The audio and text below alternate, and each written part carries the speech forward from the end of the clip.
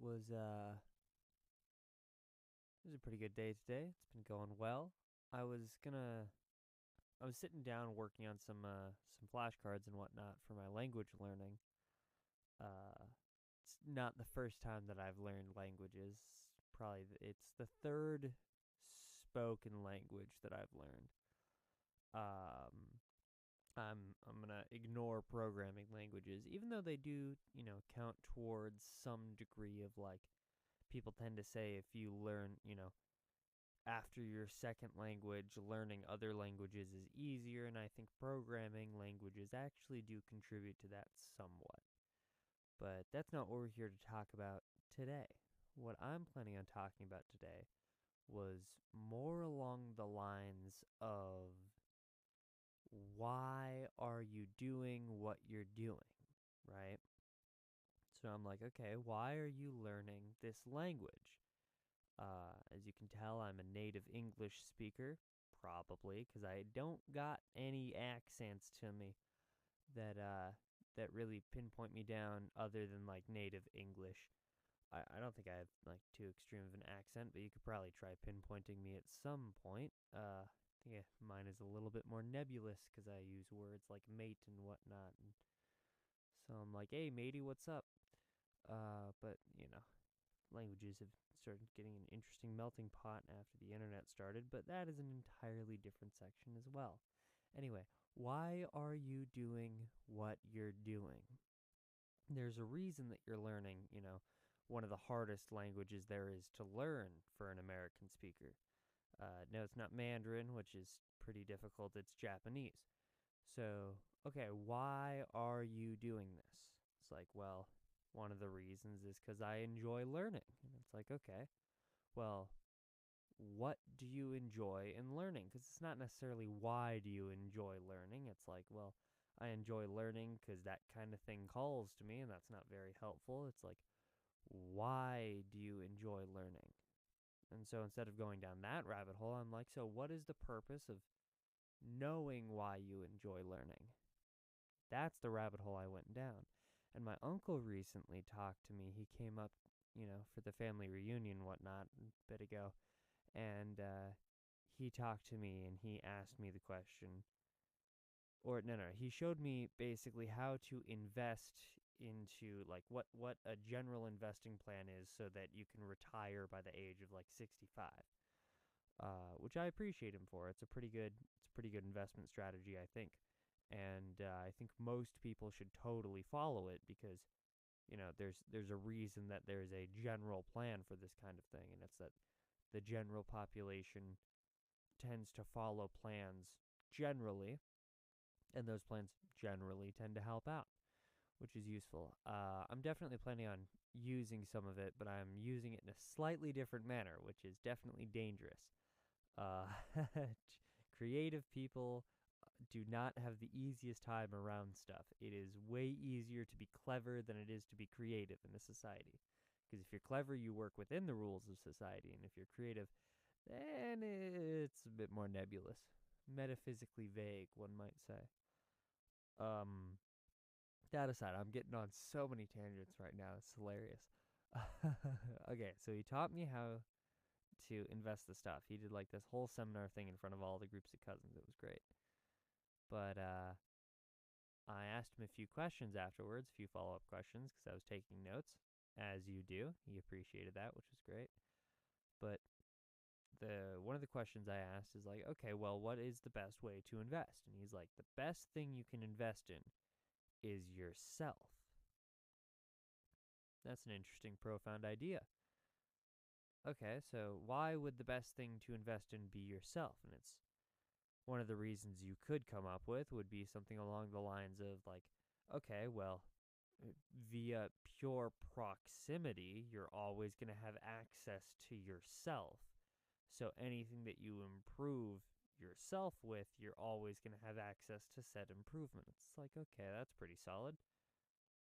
Is there any other reason? Probably, but that's not quite what this is about either. So then the question became, okay, well then, what is the best way to invest in yourself? And it would be probably something along it would be along the lines of figuring out what you want to invest in yourself, right? So you could invest, let's break it down a little bit. Let's say there's like 4 areas, okay?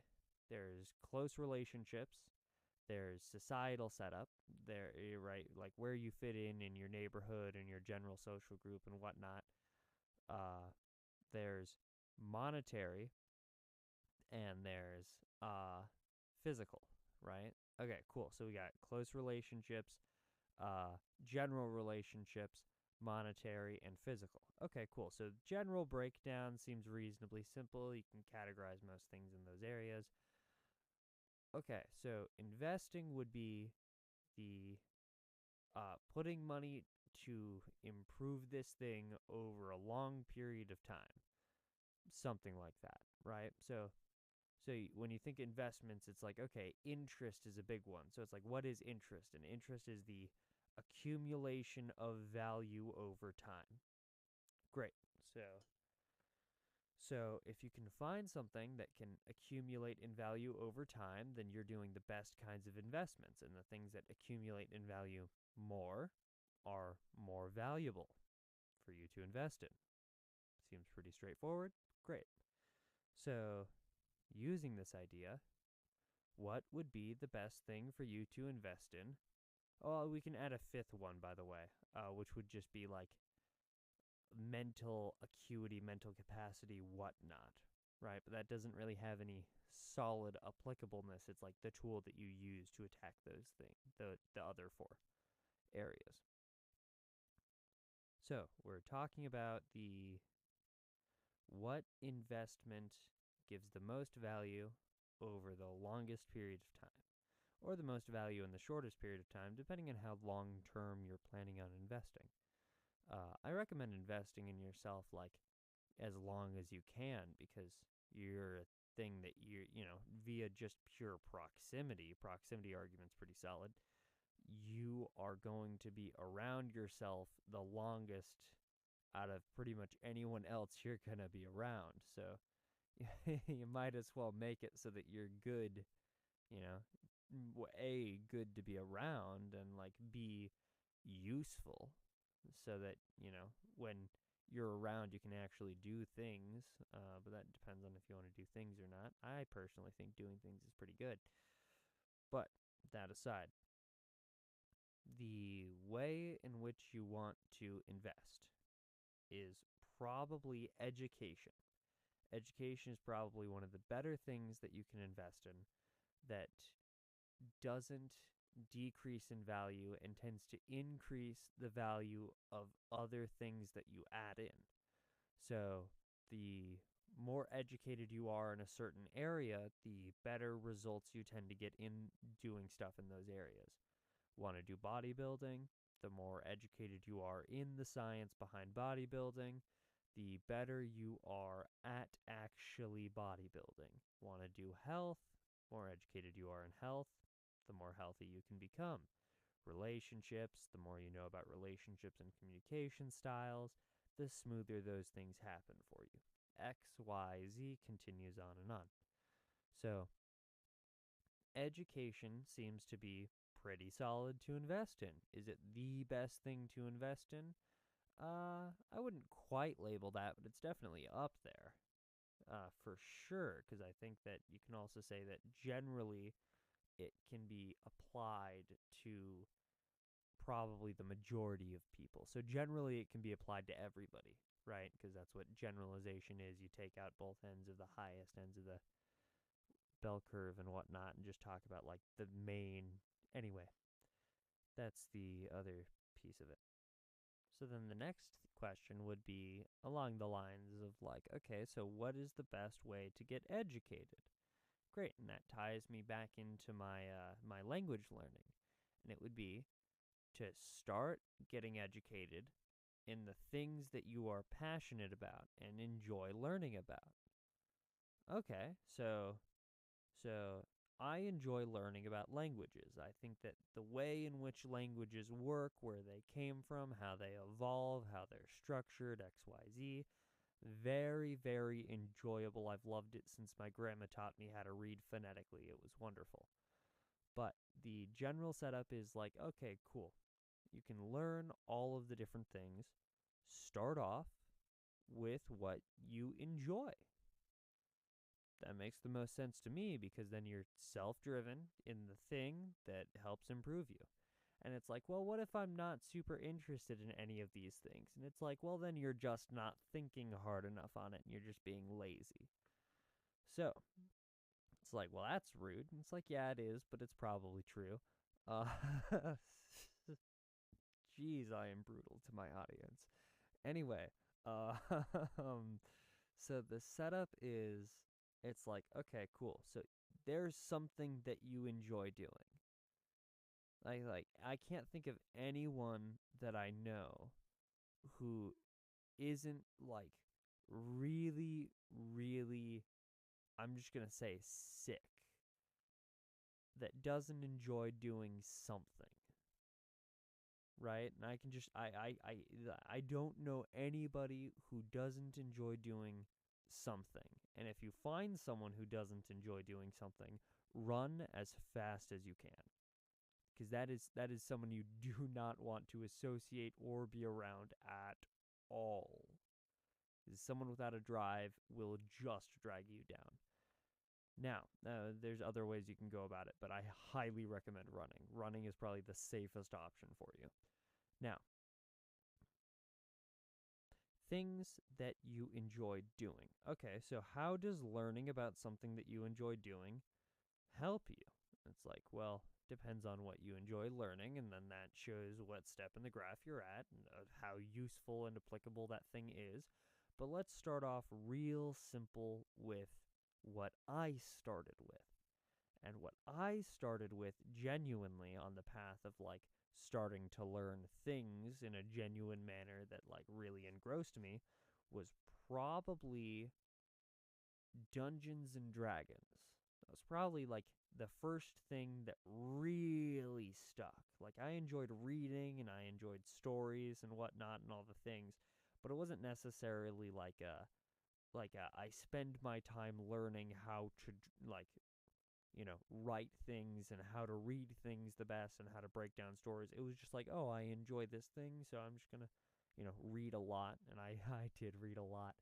Um, but going around that kind of thing, it's like, okay, so I enjoy Dungeons and Dragons, which is a role-playing, tabletop role-playing game, right?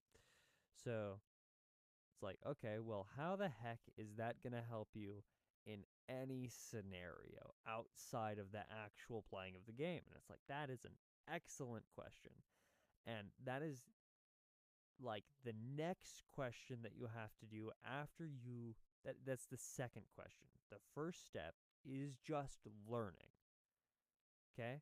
So find something that you enjoy, like you really enjoy, to the point of you could spend hours diving into it and just learn about it. Okay, great. Start doing that. Okay, great. So now that you've spent hours, you paused the video and spent hours doing that, right? And then came back. That's definitely what everyone's going to do when they watch this, right? People don't have a ridiculously low attention span and are going to forget this in the next 5 minutes when they open up the next thing to start doom scrolling, right? Okay, now that we've gotten that out of the way, now that I've properly motivated the audience that's listening to this. Yeah, this is definitely a healthy relationship. You should subscribe. I did the thing. I'm a full YouTuber now. Anyway, um, sorry, the bit went real hard on that one. Okay, so learn the thing. Just start learning about it. Okay, so now that you've gone through and you started learning about it, the next thing you can do is start tying other things into it. So let's take something very, very simple. Okay? Chess. You enjoy chat. Even simpler. We can go tic-tac-toe. Very simple, very straightforward. Okay? Tic-tac-toe, for those who don't know, is a game that has 3 cells. It's a 3x3 grid. It doesn't have 3 cells. It has 9 cells. It has a 3x3 grid, and if you get 3 marks in a row of your mark, then you win the game. Okay, so it can be in a row. It can be a row vertically, horizontally, or diagonally, but it has to be in a straight line. So you have to be able to draw a straight line from center of the squares all the way through. You then go back and forth between you and your opponent, and you play a mark. Your opponent gets to play a mark in a cell. As soon as there is a mark in a cell, then you are no longer allowed to put another mark in that cell. So one cell can only have one mark. You cannot override cells. The maximum this game can go is 9 turns, one turn being a mark in a cell. Goes back and forth from person who starts to the next one. Tends to be youngest goes first, depending on how you play. That aside, tic-tac-toe is very easy. It's very simple. One of the first games people tend to play with actual structure, and almost anybody you run into can play tic-tac-toe. Now, if you learn everything that there is to learn about tic-tac-toe, you know a ridiculous amount of math, you know a ridiculous amount of game theory, you know a ridiculous amount on like psychological movements that people tend to do that get you to play the best move. And that's just thinking about learning about what's in the game itself. I've done a lot of research on tic-tac-toe, if you haven't noticed. Okay, so tic-tac-toe is a wonderful game for the experiment of it. And there's wonderful ways that you can trap people to do it. People tend to go into the middle square. So if you go into a corner square, they go into a middle square. You go into the opposite square, they tend to choose an opposite square as well.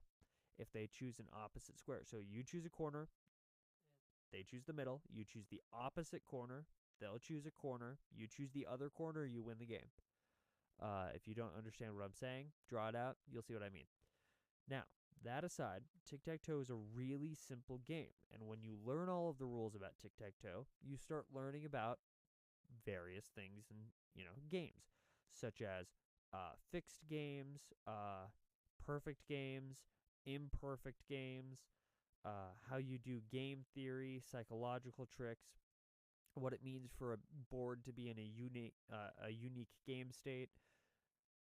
All of this stuff can be actually useful if you learn just a little bit further from that. So most bubbles that you learn a lot in, if you step just a little bit out of that bubble, you can figure out how to apply it to other sections. So let's just take another game, for example. So you learn all about tic-tac-toe, and then you step into 4 in a row, okay? So 4 in a row is the game in which you take the checker-like pieces and you slide them down on this rack, and it slides down to the bottom, and you basically stack checkers pieces until you get 4 in a row. There's a certain amount of borders and whatnot and all the things. I'm not going to deeply explain that like I explained tic-tac-toe. This would take a little bit too long. So, 4 in a row, or four straight, whatever you guys call it, is a somewhat simple game as well, and it is highly similar to tic-tac-toe in a few different manners. One of them being, you have to learn how to draw lines to connect dots. Okay? It's also slightly more complicated than, tic-tac-toe, because instead of 3 dots in a row, you have to do 4. One of the interesting things about 4 in a row is that if you have 3 dots, next to each other, and an open end that you can play on either side, you win the game. So you're not actually aiming for, 4 dots in a row. You're actually aiming for 3 dots in a row that you can play on either side. And that's actually one of the game states that you can go through. There's a lot more game states that you can learn. There's a lot more math that you can learn. There's a lot more game theory that you can learn. There's a lot more psychology you can learn. And there's a lot more you could learn about meta evolution of strategies when it comes to 4 in a row compared to tic-tac-toe. Now, using all of these different things, you can start to see how if you learn about something and you really enjoy it, Your horizon, after you just spend time learning it, tends to expand. As your horizon expands, the more things that you learn, the more you can figure out how that's applicable. Now, even if the thing that you're learning and you're really deep diving into and you're passionate about is not applicable to anything whatsoever, you're still developing a skill. And that skill is learning to learn. That's one of the most helpful skills you can have, because if you know how to learn, then you can learn other things. Very simple idea. Most people don't know how to learn. And one of the easiest ways to learn how to learn is to teach people. Because you might be able to be like, oh yeah, well, of course I know how to learn. Well, if that's the case, you can walk someone else through it, right? And that's a little bit teasy, a little bit like not quite true. But if you learn how to learn, it's easier to learn how to teach. And if you learn how to teach, it's way easier to learn how to learn, because you have to take your knowledge and reformat it in a way that works for somebody else. And that makes it a lot easier to take somebody else's knowledge and reformat it to be able to teach yourself. Very, very useful skill. I highly recommend it. Anyway, this draws back into the flashcards that I was drawing. I've spent several hours on these flashcards. For those of you who don't know, there's several different alphabets is what I'm going to call them. There's several different alphabets that you have to learn for Japanese. And I've only gotten one under my belt. Now, you don't necessarily have to learn these alphabets, but I figure that it's actually useful to be able to, learn to read, because I highly enjoy reading, even if it's in a different language. And so knowing how to read stuff probably will help me a lot in my ability to speak the language. But I also have to go through a bunch of different things on like how to speak the language and knowing sentence structure, all the things. I could talk for a long time about language, but there's a lot of videos out there if you really want to learn how to do it. Now, my grandma taught me how to learn a language phonetically.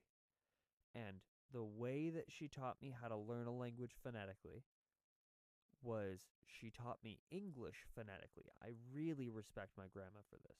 She sat down and she taught all of my cousins how to read, right? And there's a lot of us, if you couldn't tell. If you're new to this channel, I have a lot of cousins.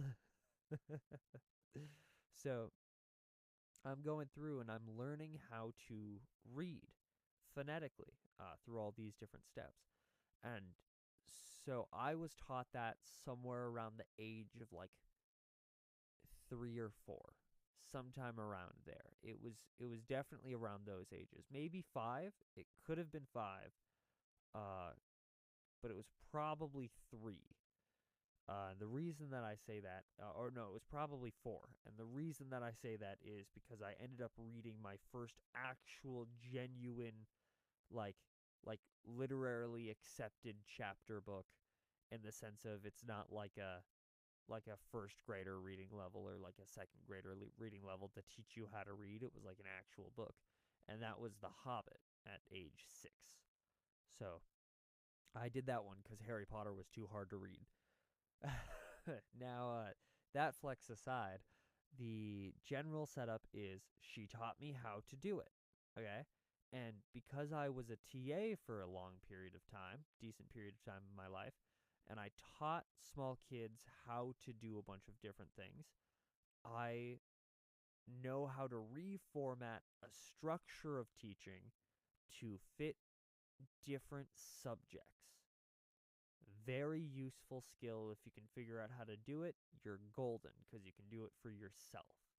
So what I did is I took the way in which I learned English, and I took the structure from that, and I plugged Japanese into that structure. So now I'm actually learning Japanese the same way that I learned English, which is super helpful and really unique. It's a super unique experience.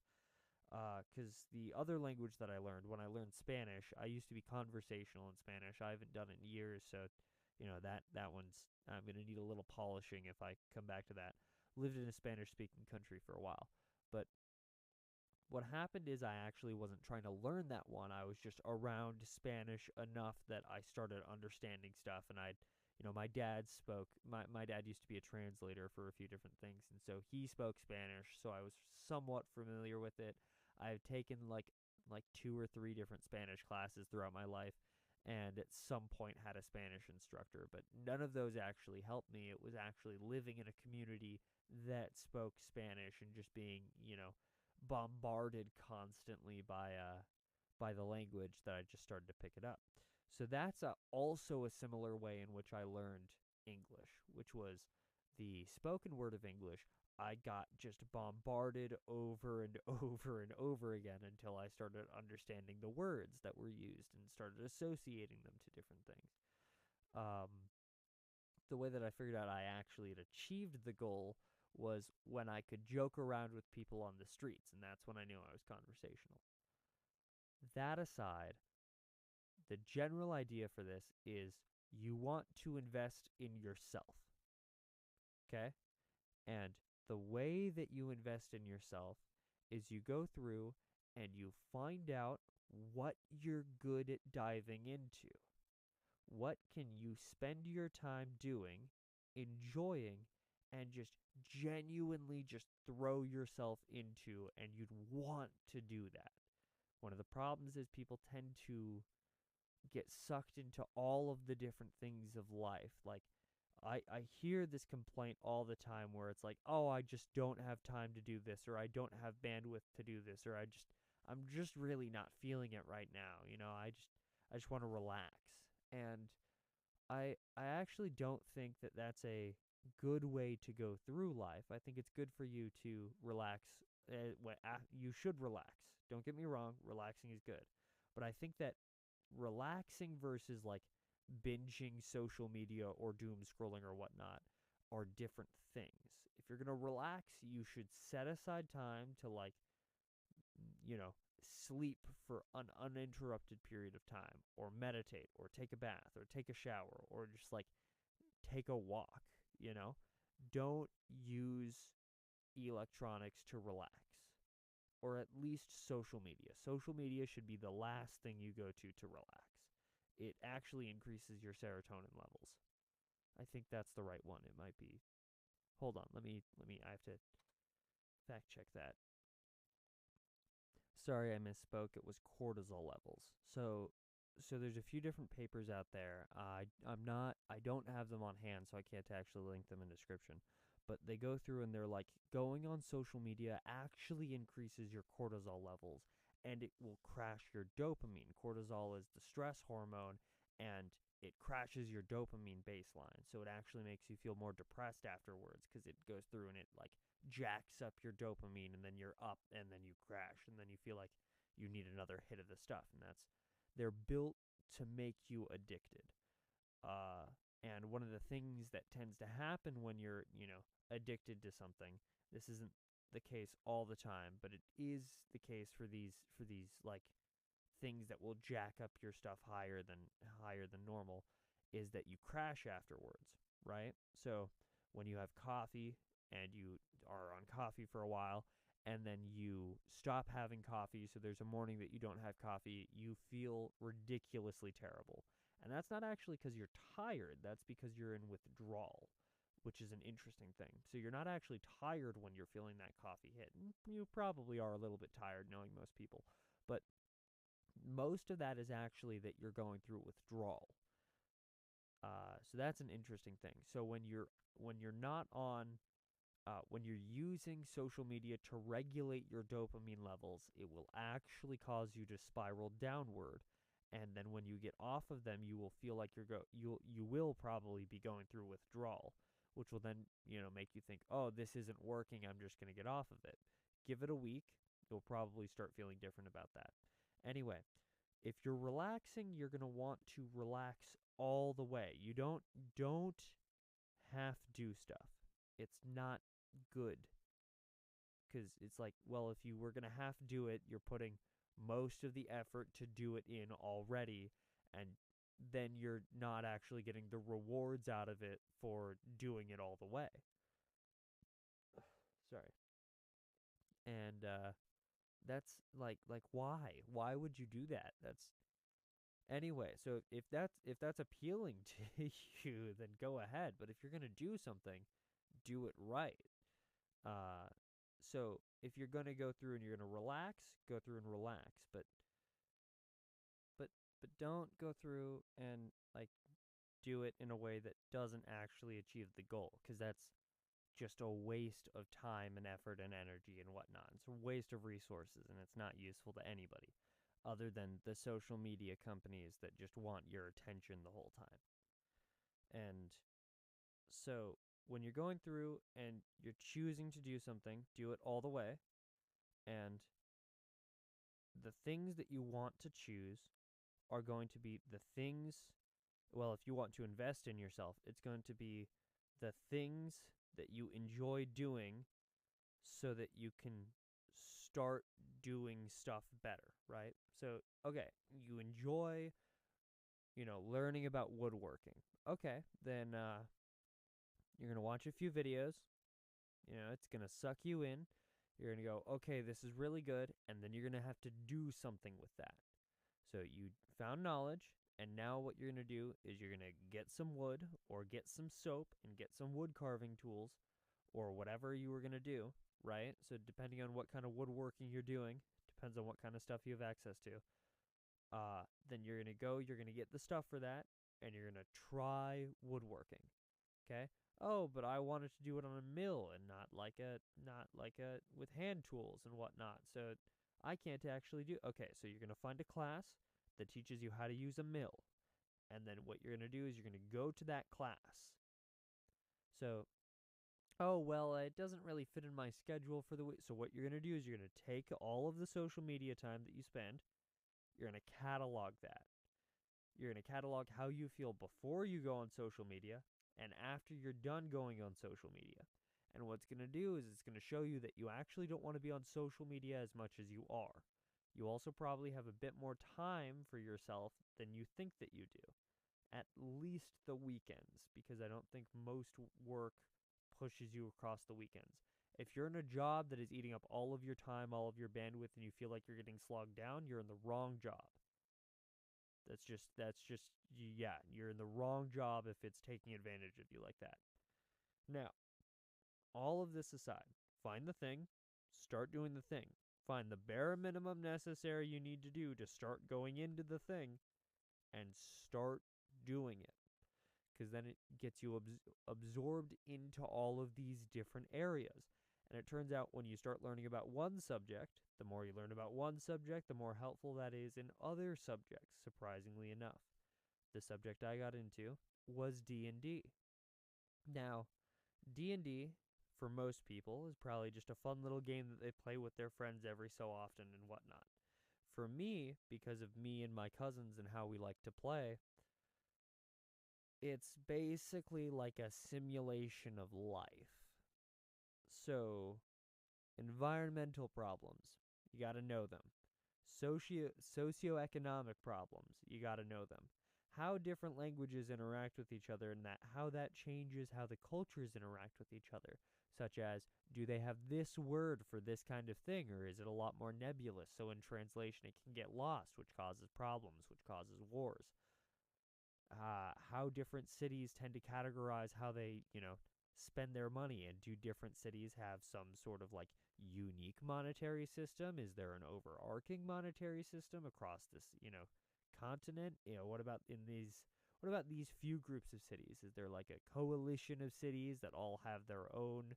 Is there that all have the same, but that doesn't work outside of the coalition of cities? Is there a big enough coalition of cities that all of the other smaller cities accept that, but also accept their own coins because they're not quite close enough and they like the ability to mint their own? You get into the area of like, trust me, I can go on for hours. This is this is already too long of a video. As you can see, because of how I dived into it, and you don't necessarily have to dive into it this deep because there's a third thing that helps you with it, which is stress relief. When you start doing something that you enjoy and you start learning stuff from it and it actually becomes useful to you and you start being able to do stuff, you feel better about yourself, which is like great, wonderful. It'll help you decompress, it'll help you relax. Sit down and do some woodworking, hand tools. It's great. Sit down and do some writing, just free write, not necessarily anything super structured. If you enjoy writing, you feel great. Write some poetry, write a song. You'll feel good afterwards. You'll at least feel better as if you've accomplished something, because you have accomplished something, than if you sat down and watched social media for hours. It's way better for you to sit down and do something than to sit down and just binge. Anyway, this is just the whole setup of things that I was talking about. If you want to invest in yourself, so if you want to improve your life, you should invest. Great. Why should you invest? You should invest because it is the improvement of value over time, which means that when you start sooner, you get better outputs later. So if you're like, oh, I'm not actually super satisfied, I could do more with what I have, right? I want to do more with my life, or I wish life had more in store for me, or, I feel like I'm going to take on more responsibility in my life soon, and I don't quite have the ability to take that on right now, or I would like the ability to take it on to be greater. Great, awesome. So then you should invest because it improves what you're doing. It improves value over time. That's what we're using as the definition of investment. Something that improves value over time. The more it does that, the better the investment. Okay, so doing that, what should you invest in? And my uncle says that the best thing you can invest in is yourself. Now, if we're thinking about this from just a pure, access standpoint, what it does is it makes it so that you can go through and you invest in yourself because you will always have access to yourself. Great.